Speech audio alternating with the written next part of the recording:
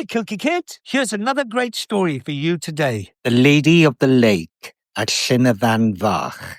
Long ago, in the green hills of Wales, nestled in the shadow of the Black Mountains, lay a deep and mysterious lake called Llyn Fach.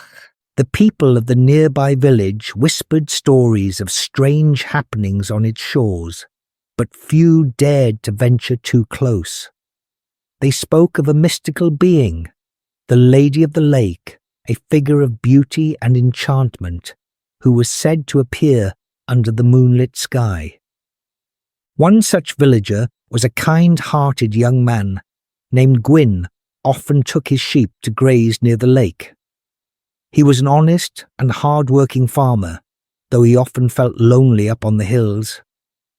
One evening, as the sun dipped below the hills, Llyn sat by the water's edge when he saw something that made him gasp. A woman unlike any he had ever seen before stood on the lake's surface. She was breathtakingly beautiful, with long golden hair flowing like sunlight on water, and eyes as deep and clear as the lake itself. Her gown shimmered like woven mist, and she moved as if floating on air. Llyn's heart pounded. Summoning his courage, he called out, "Are you the Lady of the Lake?" The woman smiled but did not answer. Instead, she turned and walked across the water, disappearing into the mist. The next evening, Llyn couldn't think of anything but the mysterious woman, so he returned to the lake. This time, he brought freshly baked bread from his mother's kitchen. When the Lady of the Lake appeared again, he offered her the bread. She looked at the bread, then shook her head gently and vanished. Determined, Llyn returned a third time. This time he rose before the sun, lighting a fire in the hearth while the village still slept. He carefully mixed the flour, water, and yeast, kneading the dough with gentle hands. He made sure to leave out the salt, as he had heard whispers of fairy folk disliking it. As the dough baked, its warm scent filled his small home, and Llyn felt a quiet sense of hope. He wrapped the loaf carefully before making his way back to the lake. When the Lady of the Lake appeared, she took the bread from his hands and smiled. "You have chosen wisely," she said, in a voice as soft as the wind through the reeds. "If you truly wish for my hand, you must promise me one thing. You must never let me touch iron, not once, not twice, nor thrice, or I will return to the lake forever." Llyn was eager to have such a wonderful wife and readily agreed. "I swear it," he promised. She took a step closer, her expression serious. "You must understand, iron wounds my kind. It burns us as fire burns you. Even the smallest touch causes pain." Llyn was filled with love and determination and vowed to always protect her from iron. She stepped onto the land and they were married. As a wedding gift, she brought with her 3 cows, 3 sheep, and 3 magical horses. These made Llyn's farm the richest in the valley. Their happiness flourished, and they had 3 strong sons, each wise beyond their years. A flourishing life. Her presence filled their home and village with enchantment. The crops grew stronger, the animals thrived, and fortune smiled upon their family. She would sing to the cattle, and they would give the richest milk said to have healing properties. Her children were blessed with wisdom beyond their years, able to learn and understand things faster than any other children in the village. She was unlike any woman the villagers had ever known. She moved with an effortless grace, as though she still carried the essence of the water within her. Her touch could calm restless animals, and even the most stubborn oxen obeyed her gentle voice.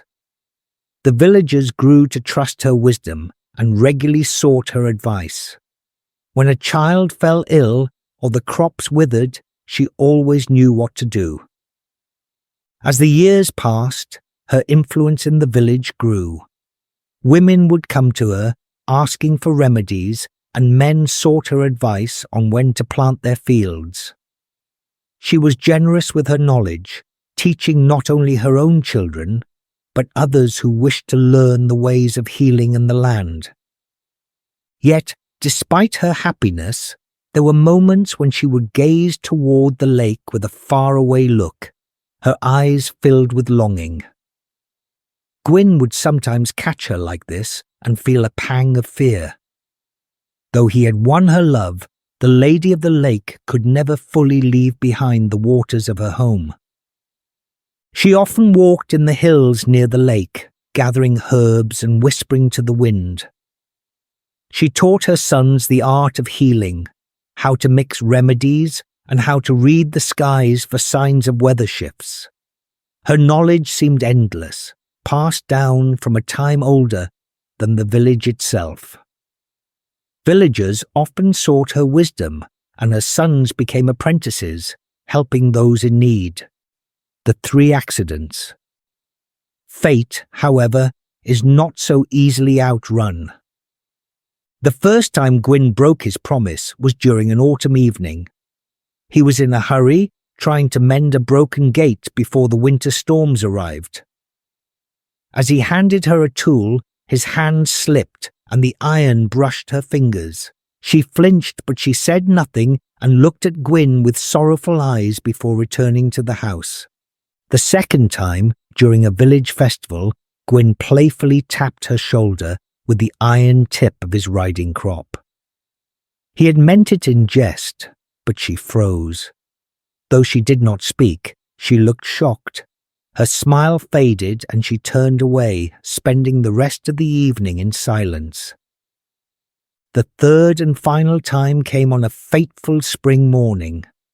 The family was preparing for market day and Gwyn was saddling his horse.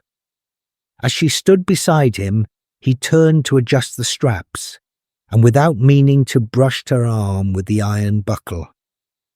She let out a soft gasp and took a step back. "Gwyn, you broke the promise," she whispered. Gwyn's heart sank.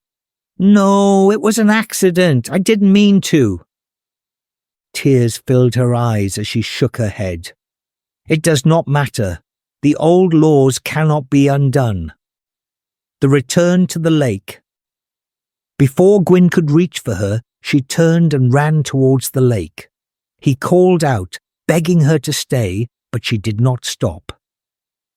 As she ran, she called each of the animals' names one by one. The cows, sheep, and horses stopped what they were doing and followed her one by one. The moment her feet touched the water, she faded into the mist. Every one of the animals she had brought with her followed into the lake and vanished beneath the surface.